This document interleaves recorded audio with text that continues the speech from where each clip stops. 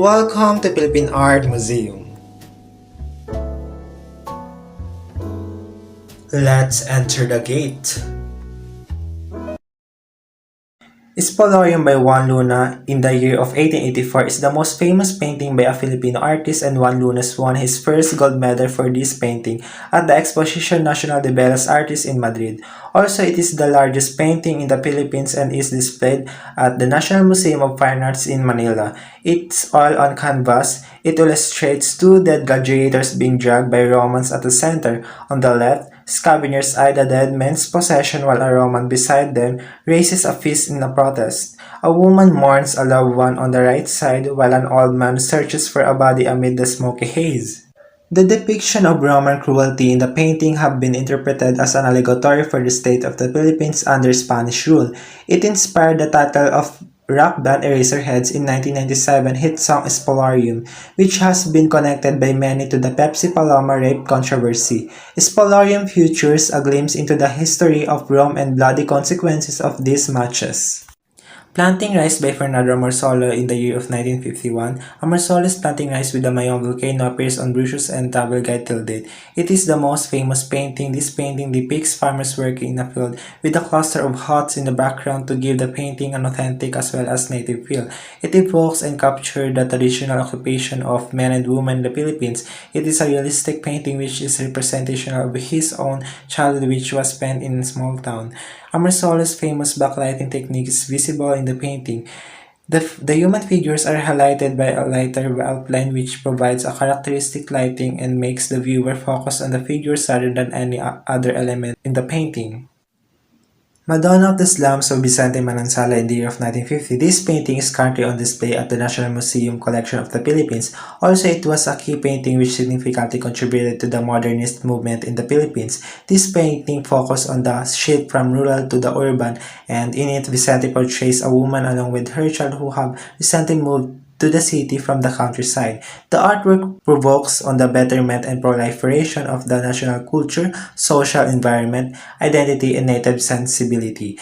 The technique used in the painting is transparent cubism, wherein superimposed shapes and colors is seen in the background of this painting. However, the focus of the painting is on the mother who is tightly holding her child to her chest and seemingly looking for the future. Fruit Gatherer by Fernando Amorsolo in the year of 1950. In this painting, he paints a young girl sitting with a basket of fruits in a rural Philippine landscape. This artwork is characterized by the use of vibrant colors and idealization of nature as well as native beauty. Fruit Gatherer depicts the very core of the style of painting of Amorsolo. His mastery over portraying natural light is visible in the painting. In December 2009, Fruit Gatherer was auctioned off in Maryland in a record-breaking manner, topping 19th and 20th century European and American paintings. The Blood Compact by Juan Luna in the year of 1886. The painting depicts the Blood Compact ritual, an ancient ritual in the Philippines intended to seal a friendship or treaty. This ritual is taking place between Spanish navigator Miguel Lopez de Legazpi and Dato Sicatuna, the chieftain of Bohol. Furthermore, this ritual intended to validate an agreement, proof of their friendship and trust. The contracting parties would cut their hands and pour their blood into a cup filled with liquid, such as wine, and usually drink the mixture or made a toast with the wine.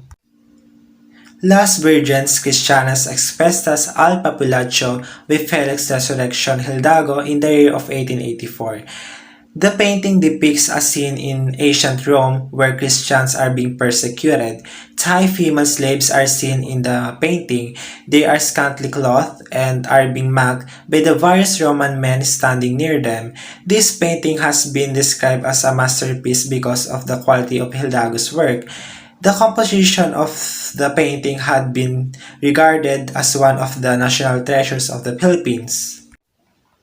The Builders by Victoria Edates in the year of 1928. In this painting, Edates used a Mother Earth colors, yellows and black, were what set him and his artwork apart from his contemporaries. The Builders uses structural and linear composition to bring forward the essence of the painting and human bodies.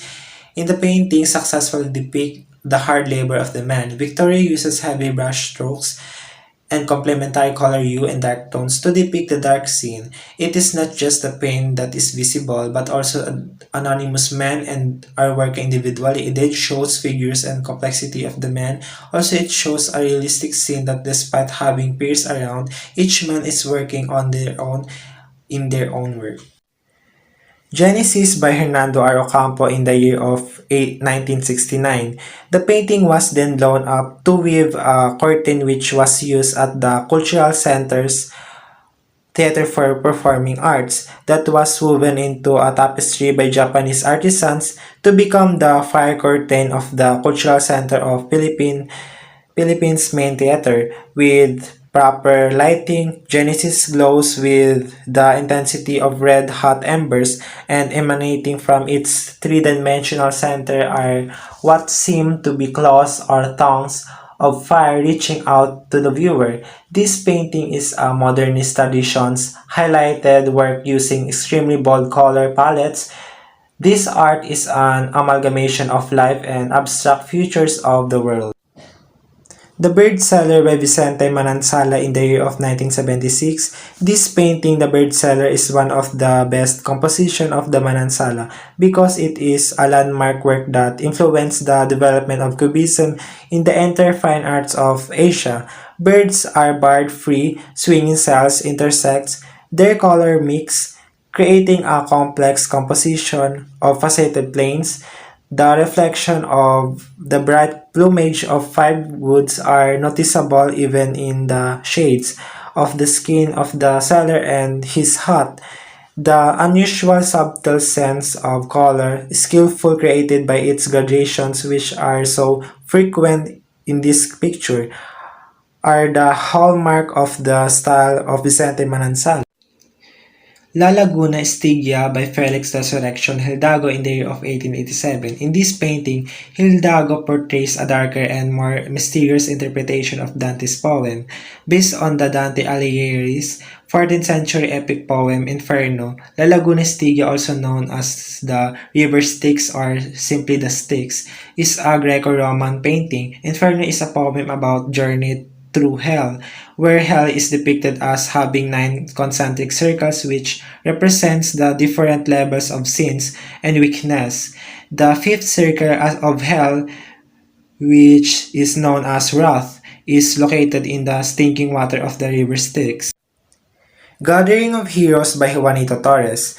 Today marks the 122nd day of the Philippine independence. This beautiful piece commemorates all the Filipino heroes who lived and died for our nation. Among these heroes are Andres Bonifacio, Melchora Aquino, Jose Rizal, Antonio Luna, Emilio Jacinto, and Emilio Aguinaldo. Gathering of Heroes of Juanito Torres, part of his Kalayaan, work released in 2017. This painting depicts key figures in the Philippine history in what is said to be a position reminiscent of a Marvel comic cover. The Making of the Philippine Flag by Fernando Amersolo. The painting depicted the three women which Marcela Agoncillo, Lorenza Agoncillo, and Delfina Natividad, weaving the very first Philippine flag. According to Tonet, she was inspired to create the piece because our flag is a national symbol. It means our country is free. It's like a thread that unites all of us Filipinos. The Filipino flag raised in Cavite on June 12, 1898. The Philippine national flag symbolizes as white triangle stands for equality and fraternity, the blue field for peace, truth, and justice, the red field for patriotism and valor. The 8 rays of the sun stand for the first 8 provinces that the colonizers have put under martial law. The 3 stars symbolize Luzon, Visayas, and Mindanao. Thank you for attending to our virtual tour museum. Behukos Jomer M. BSHM 126.